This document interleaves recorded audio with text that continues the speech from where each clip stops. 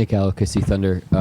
Mark, obviously some high-level shot making from them, from LeBron, and a bunch of open looks for you guys that didn't go down. Did this game kind of come down to misses and makes, or what did you see in that regard? To a degree, it always does. But I thought in the first half, they were a little bit too comfortable. We gave up 71 points in the first half. It wasn't all the shot making. I thought they were in a pretty good groove and rhythm. They were ready to play. They were sharp. Give them credit. And then I thought our offense stalled for periods of the second quarter. And, we lost that quarter by 15 and won the rest of the game. So I think the lesson is, if you can keep the game in a manageable spot, you can withstand a cold streak of shooting. Obviously, we got great shots coming out of halftime that didn't fall. But instead of being down 16 or 18, you're down 10, and the game's still within reach. So that was kind of the story of the game, I thought. I know you're forcing turnovers is a symptom, not a cause of your defense. You didn't do that at a high level tonight. Was there anything that they were doing offensively that prevented you guys from being as disruptive as you often are? Well, they get to their spots. They make you deal with their matchups, and so they're not flying the ball all around the floor. They're kind of just punching the ball to where they want to get it, forcing us to deal with that, which is a good strategy for them because they have really, really strong personnel. But I just didn't think our disruption and our activity and physicality, all the stuff that we kind of hang our hat on, I didn't think that was there in the first half. Especially, we got it going in the second half, but obviously we were playing from behind. Mark, I'm curious because we talk about the shot making. Just at a certain point, Brian's getting the and ones. Austin has that 4-point play. Rui's hitting, moving middies. Just how much of that, because it did get probably in control at some point, but how much of that did you feel was maybe solvable? Obviously there's a part that's not, and they were sharp tonight. They were the better team clearly for the 48 minutes of the game. They were ready to play. We tip our hat to them for that. But we also want to, focus on the stuff in the game that's controllable. And when you put a team that's that caliber of shot making in rhythm, or you allow them to get to a rhythm, that's when that stuff starts to fall. And it's one thing if you're kind of touching them up and they're still making those shots. But I didn't think we had our fastball there defensively in the first half. And I thought that contributed to it to a degree. At least that's what we want our takeaway to be, so that we're looking in the mirror and not just kind of like, saying it's a make or miss league or something like that. Yeah, I know Kaysen's kind of the guy at this point that slots in when a starter's missing, but with a team as big and as smart as that, just how much do you maybe weigh and value, slotting a guy in like Kemrich, maybe in Kaysen's slot to start the game? Not enough obviously to do it, but I thought Kaysen's a really good defender. He can guard up. Dort can guard up.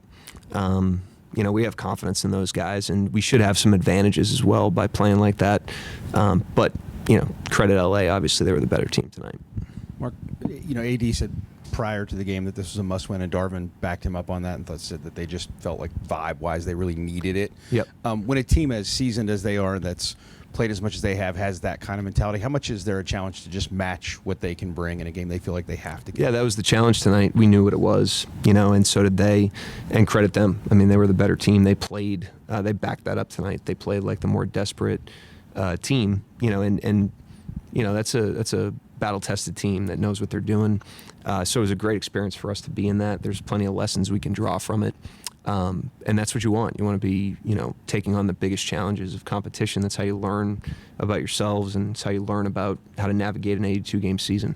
And then when you guys got it to 8, it seemed like from there it was just kind of LeBron doing LeBron things. Were there things that you guys didn't do there to take stuff away, or was it just kind of him? He made some difficult shots. Yeah, those ones were tough, but credit him. Obviously, we've seen that movie before. He was on one tonight. He was really, really good. Obviously, he speaks for himself, but that was the difference at the end of the game. You mentioned how you guys didn't have it all there defensively in the first half. How much do you think that was trying to adjust to the unorthodox lineup that the Lakers threw out there, if any? No, I just thought, at the end of the day, they came out like a team that was desperate for a win. I didn't think we came out poor or sloppy or soft or anything like that, but we just didn't amp it up to the level that we needed to in that first half especially. And we allowed them to kind of get to a groove. And I thought that was really the game right there. So it's a good lesson for us. When we play, we're going to play a lot of teams that are going to come in here ready to throw their fastball, and we need to, match that and exceed it.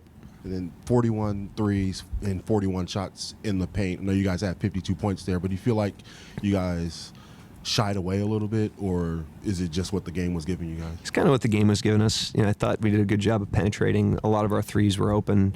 That obviously could have changed things, but we just don't want to be a team that's reliant on the most variant, part of basketball. We want to be a team that takes pride in doing the things that we can rely on every single night. And then on the nights where those shots go in, obviously we have talented players. Like, we're going to have plenty of nights where the shots do fall. Then you're extending leads, but you got to build your foundation with something other than just shot making. With Daigneault going to the bench, LeBron kind of runs point. Did that change anything for you there? You expected, I guess. No, I thought that was, that move, my interpretation of it was a physicality move to get Vanderbilt out there defensively on the glass, offensive glass. And they were going to play kind of power ball at that point, with that lineup. They were going to try to go right at the front of the rim. And that's what they did. I thought James and Davis, they played through those guys tonight. Those guys were at the front of the rim on us. They made us deal with them. Like I said, give them a lot of credit. They were sharp. You kind of answered, did you like the shots you were getting? Because you shot really hot from three, and then I think you were like 7 of the last 35 you made threes after that. Yeah, most of the game, I thought. I thought we had, in the second quarter a little bit, we had lapses where we settled a little and we weren't as stubborn as we need to be in terms of driving the ball and kind of imposing our style and then letting the chips fall where they may. But I thought the majority of the game we did that, and obviously missed shots tonight. Mark, when you talk about defense, a lot of times you've mentioned with great players, you can't give them the same look twice. You got to switch it up. With a guy like LeBron, who's been around and has seen essentially every coverage you can throw out, what's the process like of game planning for a guy like that? Similar, you got to make him at least think on his toes. You can't throw the same thing every single time. Can't be predictable. I thought the zone was good for us. We were able to disrupt some rhythm there in the fourth by zoning them, and that was good. That helped us get back in the game a little bit. But, he's obviously who he is for a reason. He's a great, great player. Anybody else? Thanks, Coach. All right, thank you. Oh, by the way, you guys and our fans, just happy holidays. Appreciate all the work you guys do. Appreciate our fans. Hope you guys have a great couple days here.